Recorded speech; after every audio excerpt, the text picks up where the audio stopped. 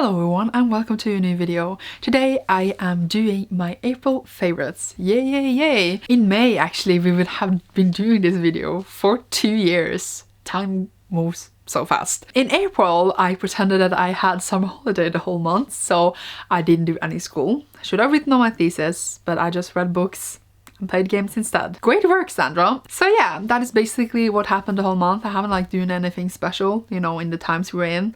Not that much to do. Want to get a part-time job, but it's not happening anytime soon at least. And yeah, let's talk about some things that I enjoyed this month. I have 2 books I want to talk about, but neither of them are like full books, as you would call it. Still, of course, a book, but you know what I mean. The first one is The Emperor's Soul by Brandon Sanderson. I love this. It's a short story set in the Elantris world, where in this one we follow Shai, who has been given this task to forge the Emperor's Soul, which is why the title is there. Yay. The reason for this is that the king was almost assassinated. Then he was left empty because he got brain damage or something, and then she needs to forge his soul so that he will be filled again. And she's a forger, and the magic system that Brandon Sanderson got into this little thing is amazing. The characters are amazing, the motivations they have, the interactions, the dialogue, the magic system. Everything about this was just so good. I'm getting goosebumps right now, apparently. I knew I was probably gonna like it because it's Brandon Sanderson, but I didn't think it was gonna be this super original, super fun short story, and I'm just so glad I read it. You don't need to read Elantris or anything else by Brandon Sanderson to read this. So maybe if you're interested to check out his work, but you don't want to read a 600-page novel, this could be a place to start. Of course, it doesn't compare to his gigantic other works, but it's so good on its own, especially the impact it could have in this tiny little thing. And I enjoyed myself so much. I was just so invested, and again, it's just so amazing, especially since it's so short. Yay. And another thing of my favorites for April was Wesley Mona by Noelle Stevenson. This one has been recommended so many times by BookTube and the community in general. I feel like it's one of the graphic novels that everyone has read. If they have read one graphic novel, it's this one, and I enjoyed it so much. I didn't know what it was about, and it follows Nimona, who decides to be the psychic apprentice to this evil dude, or the villain, Lord Ballister Blackheart, and this is his nemesis, who is this beautiful knight. Oh my god, and he's on the good side. Or is he? Because it definitely does question what is actually good and what is actually evil. What is evil? Are they evil? Because of course he's the evil dude, because that's what the institution says. But yeah, the whole evil and good thing in this was very nice, symbolic, etc. Also, the relationship was so pure, and Nimona is a shapeshifter, which is so OP. The art was so cute. I think that this is one of the most adorable things I have read, but at the same time it had so much heart. This kind of story is like a story you see people try to tell, or in its way it's not typical, but you've seen it before, but it just hits the spot every single time. Where it's supposed to hit, it hits you. And that is what makes it so good. It knows what it's doing so well. It takes all these elements and just uses them all so well. And I think that it is so impressive, and I didn't think I would actually love it as much. I knew I was gonna like it, but I was so surprised when I actually found out what it's about, because I picked it up without knowing, and now I read it. I want to reread it again. I want everything. I would recommend this so much. It's even just if you don't like graphic novels, I can see why people recommend this, to pick this up, because it's just the kind of story I feel like everyone would like. I loved it so much, and I kind of already want to reread it, which is no regrets in that regard if I did. That was the 2 of my favorite reads this month. Of course I enjoyed other things, but those are the 2 that really stuck out to me, which is great. I actually watched a lot of movies in April, but I liked a lot of them, but my favorite thing that I watched in April is actually not a movie, it's a K-drama, and that is Crash Landing on You, which is on Netflix, by the way. And it follows this young woman who is very rich and successful, has her own brand, is that what it's called, and then she crash lands into North Korea when she's paragliding,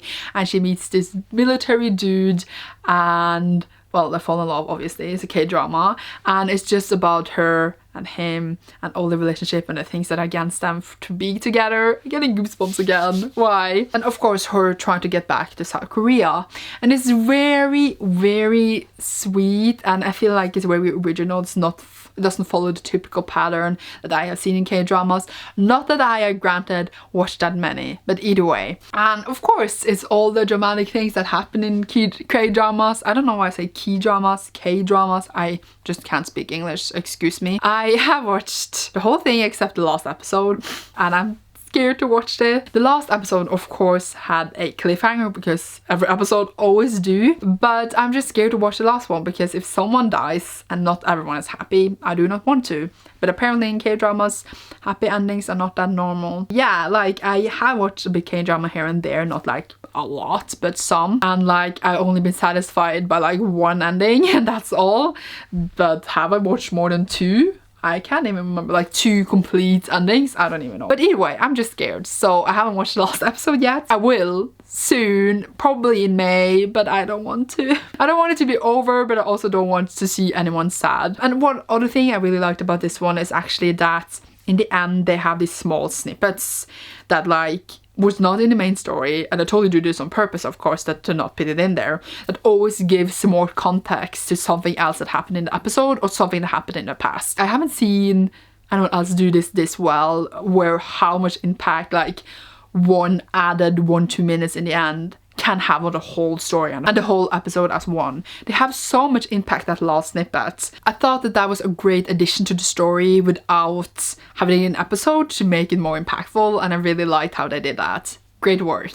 Yay. Depending on the ending, we will see if it remains so high up for me, because like the endings can actually ruin enjoyment of a whole thing, I feel like. Now I talked about things I read that I enjoyed and things I watched that I enjoyed, and then in my last favorite I also mentioned TFT, which I'm still so on board on. I think like my friends are getting tired of it, but I can't stop. For March I said that I was playing Darkstar. This is like a game, by the way, that it's like compared to chess, where you have the different pieces and you have to move them and collect them to beat the opponents, I guess is a way to explain it. I don't even know. In March I only did Darkstar, and I was all on board for that for the whole time, but now I have tried different builds, but like it's good to find that one build that is successful every time. And after Darkstar, because they nerfed it, I tried Celestial and Protector, which was good for a long while, and I won a lot with it. But now I'm doing something else entirely. But now I'm not gonna say to you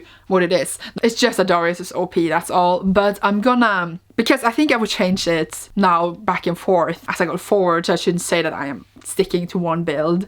But Darkstar was great days. I miss going Darkstar all the time. I'm having the greatest time. I listen to audiobook a lot while playing TFT. It's the best game to do it. I got an email and it scared the crap out of me. Listening to audiobook and playing TFT is like the best time-consuming thing. It's not that good because then I'm not reading physically, but of course I get a lot of hours into my audiobook. That's great. I play it like every single day and I use a lot of time on it. It's great. And I am addicted, I feel like, and it's not good, but I am enjoying myself so much, so who cares? It's basically the same thing over and over with me. Games and things I watched, even though I don't watch things as much lately, but when I'm with my best friend we watch a lot, so that's great. Or like over Discord, I guess. And also I read. So yeah, nothing has changed, but it's fine. Thank you so much for watching this video. I hope you enjoyed me talking about some of the things I enjoyed in April. I keep saying March or some other month, I don't know why. My usually monthly update about my life, apparently. Bye. Thank you. Bye. What am I saying? I don't even know. Did I say thank you? I hope you enjoyed. I'm leaving now.